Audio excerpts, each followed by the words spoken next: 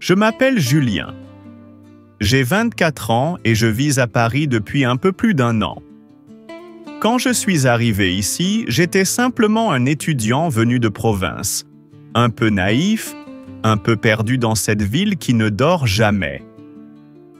J'étudiais l'architecture, je rêvais de construire des maisons face à la mer. Mais la vie avait d'autres plans pour moi. C'était un soir d'avril, un de ces soirs où Paris semble respirer plus doucement.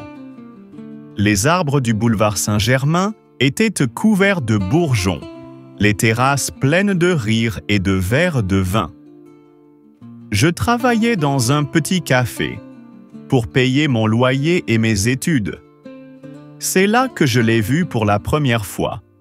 Elle est entrée seule, vêtue d'un long manteau beige, des lunettes de soleil dans les cheveux, un parfum discret qui m'a immédiatement enveloppé. Son allure imposait le respect, mais son sourire avait quelque chose de fragile, presque timide. « Un café crème, s'il vous plaît », m'a-t-elle dit avec une voix grave, douce, presque caressante. J'ai hoché la tête, incapable de détacher mes yeux d'elle. Je me souviens avoir remarqué la bague à sa main gauche, simple, élégante. Quelques minutes plus tard, elle lisait un livre, L'Amant, de Marguerite Duras. Je me suis surpris à sourire. Ironie du sort. Elle venait presque tous les soirs, toujours seule. Elle s'asseyait à la même table, près de la fenêtre, regardant les passants comme si elle cherchait quelque chose qu'elle avait perdu. Et moi, chaque fois, je me demandais qui elle était. Un soir, j'ai osé lui parler. « Vous aimez Duras ?» Elle a levé les yeux, surprise. « J'aime les histoires vraies », m'a-t-elle répondu. « Celles qui ne finissent pas toujours bien. » Son nom, je l'ai appris ce soir-là.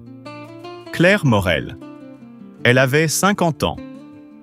Architecte d'intérieur, veuve depuis 3 ans. Son mari était un homme d'affaires connu, une vie de luxe, de voyages, de dîners mondains. Et pourtant, dans son regard, il y avait une solitude que je reconnaissais. Les jours suivants, notre complicité est née naturellement. Elle me parlait de design, de Rome, de Venise. Je lui parlais de mes rêves, de mes projets, de ma peur de l'avenir. Je me sentais vivant près d'elle, plus adulte, plus vrai. Un soir, elle m'a proposé de lui montrer mon portfolio. Je suis allé chez elle, rue de Varennes. Un appartement immense, baigné de lumière, orné d'œuvres d'art et de silence. Quand elle m'a ouvert la porte, j'ai eu le souffle coupé. Elle portait une robe simple mais élégante. Ses cheveux blonds étaient relevés, laissant apparaître sa nuque. Je ne saurais dire comment c'est arrivé. Peut-être un regard trop long, une proximité trop fragile. Mais à ce moment-là, le monde a semblé s'arrêter. Nos mains se sont frôlées. Un silence. Un frisson. Et soudain, tout a changé. Après cette soirée, plus rien n'a été pareil. Je reviens souvent à ce moment précis, à cette seconde suspendue où nos mains se sont frôlées. Ce n'était pas prévu. Rien n'était prévu. Et pourtant, quelque chose s'est ouvert entre nous, comme une porte qu'on croyait verrouillée depuis trop longtemps. Les jours suivants, tout semblait irréel. Quand elle venait au café, nos regards se cherchaient, se trouvaient, s'échappaient aussitôt. Un simple « bonsoir » suffisait à troubler tout mon être. Puis un soir, elle n'est pas venue.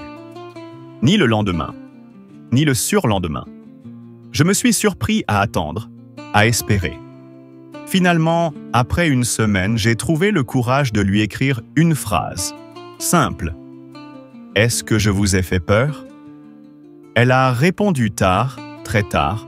« Oui, mais pas de la façon que vous croyez. » 2 jours plus tard, elle m'a proposé de la rejoindre au Jardin du Luxembourg. Elle était assise sur un banc, un livre à la main, les cheveux détachés. Quand je me suis approché, elle a souri faiblement.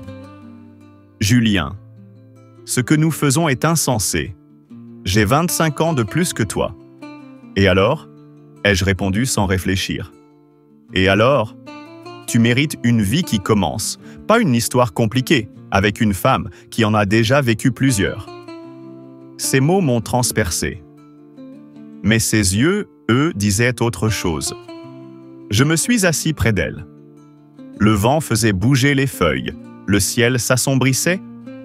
Nos silences étaient lourds, pleins de tout ce qu'on ne disait pas. Je lui ai pris la main. Elle a hésité, puis elle n'a pas retiré la sienne. « Claire, dis-je doucement, je ne veux pas t'effrayer. Mais depuis ce soir-là, je n'arrive plus à penser à autre chose. » Elle a fermé les yeux, longuement. « Julien, murmura-t-elle, tu ne comprends pas. J'ai passé ma vie à tout contrôler. Et toi, tu es ce que je n'attendais plus. » Ce soir-là, elle m'a demandé de la raccompagner. Le reste, je n'ai pas besoin de le dire. Ce fut à la fois doux et déchirant, comme si deux âmes se retrouvaient après s'être longtemps cherchées. Pendant des semaines, nous avons vécu dans une bulle. Des rendez-vous discrets, des balades au bord de la Seine, des nuits à parler de tout et de rien. Elle riait à nouveau, je la faisais redevenir vivante. Et moi, j'avais l'impression de découvrir l'amour pour la première fois. Mais à Paris, les secrets finissent toujours par s'échapper. Un soir, j'ai retrouvé un message sur mon téléphone.